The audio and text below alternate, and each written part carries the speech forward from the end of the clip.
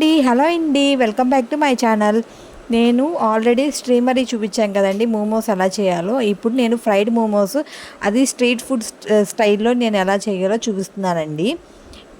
నార్మల్గా మనం దీంట్లో క్యారెట్, క్యాబేజీ అండ్ క్యాప్సికమ్, పచ్చిమిర్చి మనం సన్నగా తరుక్కొని దాంట్లోనే సాల్ట్ వేసుకొని కొంచెం తడిపోయేంత వరకు కూడా వేయించుకోవాలండి. ఇలా వేయించుకున్న తర్వాత దీంట్లోనే సోయా సాస్ అండ్ వెనిగర్ వేసుకొని కలుపుకోవాలండి. దీంట్లో నేను గరం మసాలా కొంచెం సాస్ అనేది వేసుకున్నాను.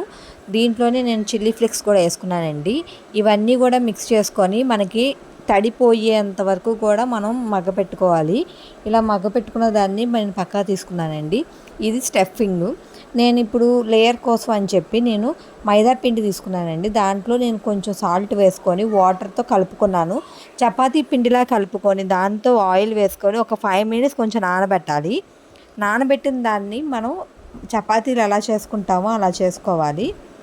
పెట్టుకున్న పిండిని మనం చాలా మెత్తగా అనేది మనం ఒత్తుకోవాలండి. ఎందుకంటే మనకి లేయర్ కూడా చాలా పలుచగా రావాలి కాబట్టి ఇలా చిన్ని చిన్ని ఉండలు చేసుకొని చిన్నగా చపాతీలు చేసుకొని దాంట్లో మనం ఒక స్పూన్ స్టఫింగ్ పెట్టుకొని మనం మోమోస్కి డిఫరెంట్ స్టైల్స్ చూపిస్తున్నారండి.